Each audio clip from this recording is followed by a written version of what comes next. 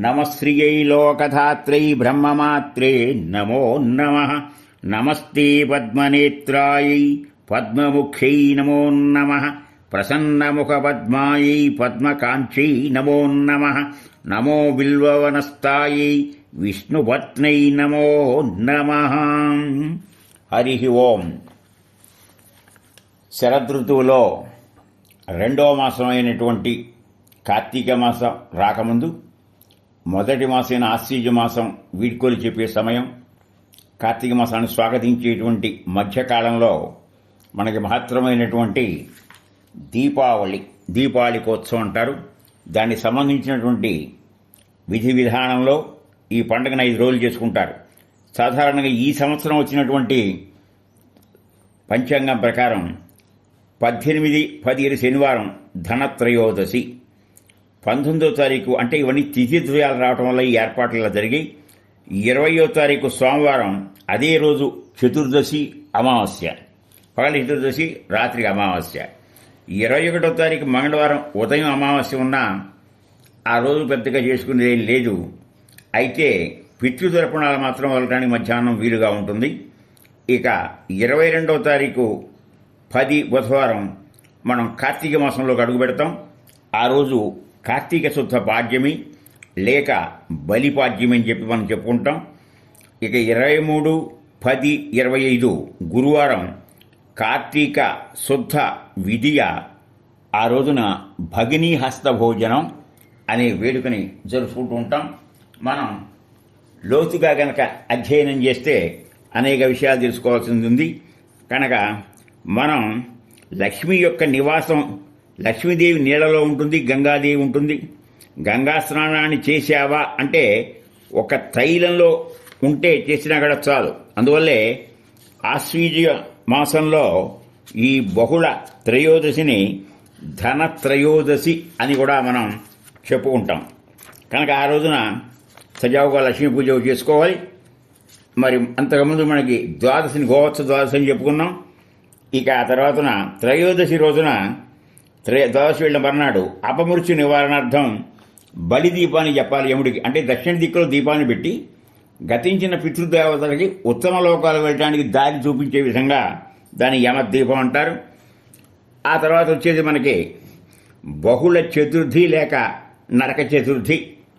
ఆ నరకాసురుని యొక్క వృత్తాంతం తెలియబోయే ముందు ఆ రోజు మనం ఆచరించేది ఏంటంటే ఉదయమే గడ్డితో చేసి బాణాసంచాల లోపలుంచి ఆ నరకాసుడి బొమ్మని సామూహికంగా ప్రజలు కొలుస్తారు.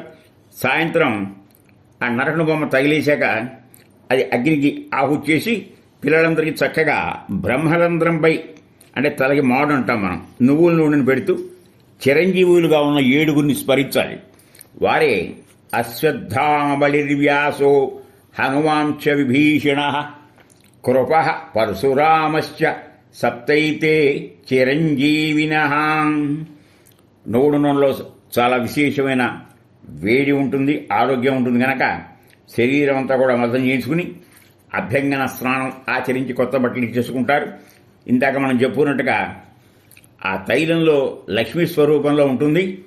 ఈ రకంగా చేసుకున్న తర్వాత ఆ నరక చతుర్దశి చేసేప్పుడు ఇదివరకు చెప్పినట్టుగానే మరణించిన పితృలోకాలకు వెళ్ళిన మన పెద్దలను తలుచుకుని, కొంతమంది ఆసక్తిగా ఎవరెవరైతే పోయారో మరీ దగ్గర వాళ్ళు, తండ్రి తాత ముత్తాత కాక ఇంకా పై వాళ్ళు మనకు తెలియదు కనుక కనీసం కొన్నైనా పెట్టి దీపాలు పెట్టాలి. అయితే ఇక్కడ నువ్వు నూనె వాడాలి, కానీ జంతువుని చంపగా వచ్చేటువంటి ఆ యొక్క కొవ్వుతో మాత్రం దీపాన్ని వెలిగించడం మహా అపరాధం. అసలు ఈ నరకాసురుడెవరు, అతను కనుక పోగానికి ఎందుకు ఇంత ఆనందంగా ఆహ్లాదంగా ఈ పండుగ చేసుకుంటాననే దానికి కథ ఏంటంటే, వరాహావతారంలో విష్ణుమూర్తికి భూదేవికి ఇతడు జన్మించాడు. దానికి కారణం ఏంటంటే, ఆ కాలంలో భూదేవి తను మామూలు యథాస్థితిలో ఉండి ఈ పిల్లవాడిని జనక మహారాజుకు అప్పగించింది. జనక మహారాజు కూడా కొడుకున్నాడు, అతని పేరు భౌముడు. అయితే అంటే భూకుమారుడు. జనక మహారాజు కొడుకుతో పాటు భూదేవి అప్పజెప్పిన, ఇక్కడ అది కొంచెం పొరపాటు చెప్పాం, భూదేవి యొక్క కుమారుడు గనక భౌముడు తన కొడుకులాగానే పెంచాడు. కానీ ఈ భౌముడు అనేటువంటి వాడు దుర్మార్గుడై అందరినీ హింసించాడు. చివరికి జనకుడు యొక్క కొడుకును కూడా అతను చాలా హీనాతిహీనంగా చూడటం కాకుండా ప్రత్యేకంగా హింసించేవాడు. ఖచ్చితంగా ఈ ప్రాంతం ఎక్కడంటే మన భారతదేశంలో ఈశాన్య ప్రాంతంలో అస్సాం. ఆ తర్వాత ఈ బాధలు పడలేక ఈ అస్సాంలో ఒక మారుమూల ప్రాంతంలో ఈ భౌముడి పట్టాభిషిక్తుని చేశారు. దాన్ని నదుల్ని హింసిస్తూ పాలించడం వల్ల వీడికి నరకాసురుడు అనే పేరు వచ్చింది. ఆ యొక్క నరకాసురుడు యొక్క ముఖ్య పట్టణం ప్రాగ్జ్యోతిషపురం. ప్రాక్ అంటే ఒకప్పుడు జ్యోతి వెలుగు, షా లేనిది, ఇప్పుడు వెలుగు లేదు. ఒకప్పుడు ఉండేది ఆ పురం. ఈ నరకాసురుడు వచ్చిన రోజు లేదు కనుక ఆ నరకాసురుడు యొక్క బాధ భరించలేకున్నారు. చివరికి కృష్ణుడు సత్యభామతో కలిసి ఇతన్ని వధించడం వల్ల ఇదైంది. ఈరోజు సాయంత్రం దీపావళి చేసేప్పుడు లక్ష్మీ పూజ మామూలుగా చేసి ఇంద్రకృత లక్ష్మి అష్టకాన్ని పఠించాలి తెల్లారుజామున. అలాగే ఈ యొక్క అయిపోయిన తర్వాత అమావాస్య రెండు కలిసి వచ్చాయి కనుక దీపాలు దివిటీలు వెలిగిస్తారు. ఈయన్ని విష్ణు అయితే భాగవతం ఇంకో కథ ఉంది. వామనావతారం ఎత్తి బలి చక్రవర్తిని 3 అడుగులు యాచించాడు. ఆ యాచించిన తర్వాత ఆ బలి సత్యపాలన చేసి గురువును కూడా ధిక్కరించే దానం చేశాడు కనుక కృతజ్ఞతగా పాతాళంలో విష్ణుమూర్తి ఆ యొక్క బలి చక్రవర్తి కాపలాగా ఉన్నాడు. అతన్ని ఉద్దేశించి చేసేది కార్తీక శుద్ధ పాడ్యమి, బలిపాడ్యమి. అలాగే ధనలక్ష్మిగా భావించి అమావాస్యలో సాయంత్రం పూజ చేస్తారు కనుక ఇది ఈనాటి ఆచారం కాదు. ద్వాపరయుగంలో, త్రేతాయుగంలో కూడా ఇవి జరిగాయి. రాముడు రావణ సంహారం గావించిన తర్వాత విజయోత్సవాన్ని జరిపి ఈ యొక్క దివిటీలు దీపాలు కాల్చారు కనుక అయోధ్యలో శ్రీరాముడు పట్టాభిషిక్తుడయ్యాడు. ఇంకా అనేక పురాణాల్లో అనేకంగా చెప్పారు. స్కంద పురాణంలో అయితే ఇంత త్యాగం చేసి ఆడిన మాట తప్పకుండా చేశాడని కృతజ్ఞతతో బలి చక్రవర్తిని కూడా పూజించినట్టు మనకి పేర్కొనబడింది. అయితే ఏ ఏ సందర్భాల్లో ఏం చెయ్యాలనడానికి ప్రత్యేకమైన లక్ష్మీ స్తోత్రం ఒకటి ఉంది. అది దీపావళి రోజున పఠించాలి. గ్రంథాలు పరిశీలిస్తే మీకు తెలుస్తాయి. ఇక కార్తీక మాసం ఎలా ఉంటుందంటే శరదృతువులో 2వ మాసం.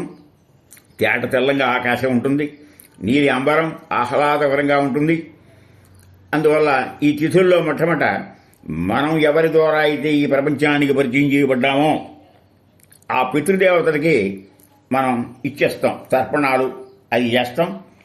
అలా చేసుకుంటూ మనం ఉన్న తర్వాత పాడ్యం తర్వాత వచ్చేటువంటి ఈ లోపల కార్తీక మాసంలో చేయాల్సినటువంటి పూజలు పురస్కారాలు, ముఖ్యంగా తులసి పూజ చాలా ఇంపార్టెంట్.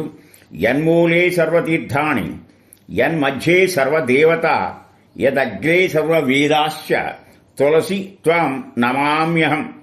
తులసి యొక్క గొప్పతనం ఏంటంటే అన్ని పువ్వుల యొక్క పరిమళ సారం ఒక తులసిలో ఉంటుంది.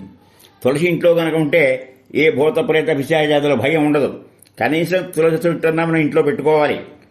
అందువల్ల సకల పాపాలు హరించేది కనుక కొన్ని దీపాలు మనకి కార్తీకంలో ముఖ్యంగా స్నానం, దానం. కార్తీక స్నానాలను చేస్తుంటారు. తెల్లవారుజామున లేచి శివ పూజ చేస్తారు. తులసి, బిల్వం, ఉసిరికలయందు ఈ యొక్క శివుణ్ణి విష్ణాలయంలో విష్ణువుని పూజ చేస్తూ ఉంటారు. ముఖ్యంగా ఈ కార్తీక పాడ్యమి, కార్తీక చవితి, శుద్ధ చవితి, ఈ యొక్క నాగులదశి, ఏకాదశి, ద్వాదశిని క్షీరాబ్ది ద్వాదశి అంటారు, చతుర్దశి, వీటన్నింటిలో కూడా మనం అనేకం అబ్జర్వ్ చేస్తూ ఉంటాం. ఇకపోతే ఇదే టైంలో సుబ్రహ్మణ్యేశ్వర స్వామిని, అయ్యప్ప స్వామిని వీళ్ళని కూడా కొడుస్తూ ఉంటారు. ఇక కార్తీక శుద్ధ విధిగా భగినీ హస్త భోజనం చెప్పుకుంటాం. ఈ రోజున సోదరి చేత వంటలు తినడం అనేది అనాదిగా వస్తున్న మన ఆచారం. ఆమె ఏ ఊళ్ళో ఉన్నా ఎక్కడున్నా అక్కడికి వెళ్ళి ఆమె వండిన పదార్థాలు ఆరగించాలని శాస్త్రం. యమో యమునయా పూర్వం భోజిత స్వగృహే స్వయం ఆతోయమిద్వితీయ సా ప్రోక్తో లోకే యుధిష్ఠర. యుధిష్ఠరుడికి కృష్ణుడు చెప్పిన విషయం ఇది. ఈ యముడు తన సోదరైన యమున గృహమందు ఆమె వండించగా భోజనం చేశాడు కనుక దీనిని యమ ద్వితీయ. ఈ రోజునే అక్క చెల్లెలి చేత వంట తిని ఆమెకు వస్త్రాలంకారాలు సమర్పించాలి. దీనివల్ల ఉభయుడికి ధనధాన్య లాభాలు ప్రాప్తిస్తాయి. ఆ సోదరికి అవైధవ్యం అంటే వైధవ్యం లేని సౌభాగ్యం లభిస్తుంది. ఇక సోదరుడికి చిరంజీవినం, దీర్ఘాయుష్యు లభిస్తుంది. అయితే దీనికి చాలా కొన్ని కథలు కూడా ముడిపడి ఉన్నాయి. ముఖ్యంగా మార్కండేయుడు మృకండ మహాముని యొక్క కుమారుడు, అతను అల్పాయుష్కుడు. అతను అలా కావాలన్నట్టుగా శివుడు వల్ల వరం పొందాల్సిన అవసరం ఎందుకు ఏర్పడిందంటే, ఎక్కువ మంది సంతానం నిష్ప్రయోజకులైన ఒక్కడైనా ఎగుడి తీర్చాలండి. ఒక్కడు వరప్రసాదిగా వచ్చాడు. కానీ అతను శివపూజ అర్చన విధి విధాయంగా అతనికి అన్ని సంస్కారాలు చేయించాడు తండ్రి ముఖండు. అతని వయసు పెరుగుతున్న కొద్దీ తల్లిదండ్రుల యొక్క దిగులు గమనించాడు. ఇతనికి ఆ వయసు పెరుగుతోంది, తల్లిదండ్రులకు అంతకన్నా మించిన దిగులు మోస్తుంది. ఎందుకంటే 16 సంవత్సరాలే అతనికి ఆయుష్. ఈ 16 సంవత్సరాల్లో అతని యొక్క దూరం అవుతాడని దిగులు, వాళ్ళ దిగులు పోగొట్టాలని చెప్పి ఆయన క్షణకాలం కూడా వృధా చేయకుండా శివ పూజ తత్పరుడై ఆ లింగాన్ని ఆలింగనం చేసుకుంటూ కూర్చున్నాడు. సమయం అయింది. యముడు వచ్చాడు, పాశం వదిలాడు. ఎప్పుడైతే పాశం వదిలాడో ఆ పాశం ఆలింగనం చేసిన లింగానికి ఆయన మీద కూడా పడింది. దాంతో చూశాడు శివుడు క్రుద్ధుడై ఆ లింగం నుంచి బయటకు వచ్చి ఒక త్రిశూలంతో అతన్ని ధరిపించాడు. వెంటనే నా యొక్క ధర్మాన్ని నేను నిర్వర్తిస్తే మీకెందుకు కోపం? మీరే కదా నాకు ఈ రకమైన ఏర్పాటు చేసి నాకు ఒక దక్షిణ దిక్కుకు నాయకుడుగా ఈ ప్రాణాలు తీసేటువంటి ఇదిగా పెట్టారని చెప్పింది నిజమే. కానీ నువ్వు చేసిన పనేమిటి? జీవుడు ఒక్కడే విడిగా ఉండగా నువ్వు ప్రాణం పెకలించాలి, కానీ జీవుడు జీవేశ్వరుడితో ఉంటే తీసే అధికారం నీకు ఎక్కడుందని వాగ్వివాదం అయింది. అప్పుడు యముడు భయంపడి పరిగెడుతూ ఉంటే ఆయన వెనకాల కృతుడై త్రిశూలం పుచ్చుకుని పరిగెత్తున్నాడు. అంతకుముందు అతని యొక్క చెల్లెలు యమున ఎన్నోసార్లు బతిమాలింది, అన్నయ్య నువ్వు వచ్చి ఒక్కసారి మా ఇంట్లో విందు తీసుకో అని. ఇతను సున్నితంగా తిరస్కరించాడు. అమ్మా, నా లోకం చాలా ఎప్పుడు హడావుడిగా ఉంటుంది. జనులు రావడం, ప్రాణాలు తీయటం ఈ లెక్కలతోనే సరిపోతోంది, కానీ తీరిక లేదని ఎప్పటికప్పుడు తప్పించుకుంటున్నాడు. కానీ ఊహించిన విధంగా ఆయన కోసం ఎదురు చూస్తూ ఎప్పటికైనా వస్తాడు ఆవిడ ఎదురు చూస్తోంది. ఈ రోజున ఆయన పరిగెత్తుకుంటూ వచ్చి ఈయన ఇంట్లో దూరాడు. అప్పుడే సిద్ధంగా చేసినటువంటి ఆహారం పళ్ళెం అన్ని చూశాడు. పీట మీద కూర్చున్నాడు, ప్రశాంతంగా భోజనం చేస్తున్నాడు. గుమ్మం దగ్గరికి వచ్చినటువంటి శివుడు ఒక శాస్త్రాన్ని ఆలయించాడు. ఏ విధంగానూ ఇప్పుడు ఇబ్బంది పెట్టకూడదు, భోజనం చేసే వాళ్ళ యొక్క ప్రాణాన్ని పెకలించకూడదు అన్నటువంటి ఉద్దేశంతో అక్కడే నిలబడి ఉన్నాడు. ఆ సందర్భంలో ఇంకోటి కూడా గమనించాడు శివుడు. అక్కా చెల్లెల యొక్క అనురాగం, వాళ్ళకున్న ఆత్మీయత, ఆ సంభాషణ, ఆ యొక్క చెల్లెలు కొసిరి తన అన్నగారికి అన్నం తినిపించడం, ఇవన్నీ చూసి ముచ్చటపడి ఇతని ప్రాణాలు తీయకూడదు, ఆలోచిస్తే అతని ధర్మ నిర్వహణ చేశాడు కదా అని చెప్పి అతనికి శాశ్వతంగా వాళ్ళిద్దరు ఉండేట్టుగా ఇచ్చాడు. ఆవిడికి శుభ్రంగా దీర్ఘ సమంగళత్వం, ఈయన కూడా ఆయన విధానం చేసి ఇది వచ్చింది. ఇది వెనకాలన్న కథ. ఇదే మనకి సాంప్రదాయంగా ఈనాటి వరకు అన్నా చెల్లెళ్ళు కలవటం, అన్నా చెల్లెళ్ళు కలిసి చెల్లెలకి చక్కగా బట్టలు ఇవ్వటం, ఆ అన్నకావిడ షట్రసోపేతమైన భోజనాలు పెట్టడం మనకి యమద్వితీయ రోజు జరుగుతున్నాయి కనుక ఒక్కొక్క రోజున ఒక్కొక్క పండక్కి ఒక్కొక్క విశేషాన్ని ఆపాదించుకున్నటువంటి హైందవ సాంప్రదాయంలో ఆశ్వీజ కార్తీక మాసాలు, ఆశ్వీజం చివరిలో మన మొట్టమొదటి ధన త్రయోదశి, ఆ తర్వాత నరక చతుర్దశి, ఆ తర్వాత ఈ యొక్క అమావాస్య తర్వాత బలిపాడ్యమి, భగిని హస్తముడి, యమద్వితీయ 5 రోజుల పండుగని మనం విధి విధానంగా జరుపుకుంటున్నాం. ఏ రోజుకి ఆ రోజే అనేక దానాలు కూడా చేయాల్సిన విషయం. కార్తీక మాసం దేనికయ్యా అంటే అన్నదానంలో విశేష ఫలితాలు ఇస్తాయి. ఉపవాసాలుంటారు, నక్తాలుంటారు, ఏకభక్తం, నక్తం, అయాచితం, స్నానం, ఇవన్నీ చాలా ఇంపార్టెంట్. ఇవి కాక వనభోజనాలు చేస్తారు అందరూ కలిసి. వనభోజనం చేసిన వాళ్ళు ఎవరంటే అన్నపూర్ణాదేవి శివుడికి, వ్యాసునికి చేసిన విందు, దూర్వాస అంబరీషుల విందు, భరద్వాజ రామ విందు, ఇలాంటివన్నీ కూడా ఈ మాసంలో జరిగాయి కనుక ఈ కార్తీక వ్రతం అంటే ఏనాడైతే కృత్తికా నక్షత్రాలు పౌర్ణంతో కలుస్తాయో అదే కార్తీక మాసం. 6 కృత్తికలతో వాళ్ళ ఆలనా పాలన చూసినటువంటి షణ్ముఖుడి యొక్క చరిత్ర కూడా ఇక్కడే వస్తుంది. ముఖ్యంగా శుక్ల పౌర్ణమి, అది కృత్తిక శివయోగం అని ఆ రోజు కూడా ఉపవాసం ఉండి మరి ఉసిరి దీపాలు వెలిగించడం, చాలా వ్యవహారాలు జరుగుతాయి కనుక నియమాలు కూడా ఉన్నాయి. చాలా జాగ్రత్తగా పాటించాలి. మనం చేయాల్సింది చేయకూడదు మాత్రం అసలు చేయకూడదు. ఇంగువ, పెద్ద ఉల్లి, వెల్లుల్లి, ముల్లంగి, దుంప, గుమ్మడికాయ, శనగ, పెసర, అలసందలు ఇవన్నీ నిషిద్ధం. మాంసాహారం ముఖ్యంగా నిషిద్ధం. ఈ నిషిద్ధాలని పాటిస్తూ మనం కార్తీక మాసం చేస్తే మనం ఇదివరలో చెప్పుకున్నట్టుగా ఈ మాసం నుంచి మనకి ఎట్టాగైతే ఆశ్వీజ మాసం అమ్మకి ప్రీతో, కార్తీక మాసం అయ్యకు ప్రీతో, ఇక రాకపోయే మార్గశిరము మనకి విష్ణు ప్రీతిగా జరుగుతాయి. ప్రతి మాసం ప్రతిరోజు విశేషమైనదిగా గమనించాలి. అది అందులోనే మనకు అప్పుడు సమస్త దేవతల యొక్క కృపా కటాక్షణాలు మన మీద ఉంటాయి.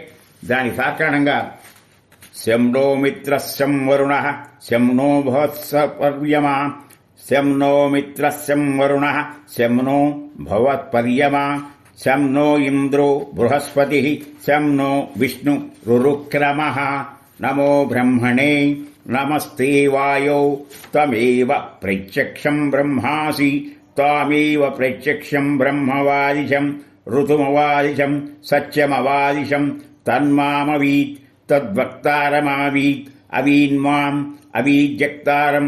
ఓం శాంతి శాంతి శాంతి. దీని తెలుగు చేత కనుక తెలుసుకుంటే మిత్రుడు, వరుణుడు, ఆర్యముడు, ఇంద్రుడు, బృహస్పతి, సర్వవ్యాపకుడైన విష్ణువు వీరందరూ మమ్మల్ని అనుగ్రహించాలి. శాంతి సౌఖ్యాలు ఆనందాలు ప్రసాదించాలి. పరబ్రహ్మతత్వము నేను ప్రేమపూర్వకమైన ఆరాధనాభావంతో ప్రణమిస్తున్నాను. ఓ వాయుదేవుడా, భక్తి ప్రపత్తులతో నీకు ప్రణమిలుతున్నాను. నీవు సాక్షాత్తు బ్రహ్మం యొక్క ప్రత్యక్ష రూపై ఉన్నావని పలికితివి. నీవే ఋతం సత్యం అయి ఉన్నావని పలికితివి. ఆ పరబ్రహ్మము విద్యార్థులకు నన్ను, నాతో పాటు నాకు చదువు చెప్పిన ఆచార్యుని కూడా రక్షింపుమనేటువంటి మహత్తర శాంతి మంత్రం. హరి ఓం.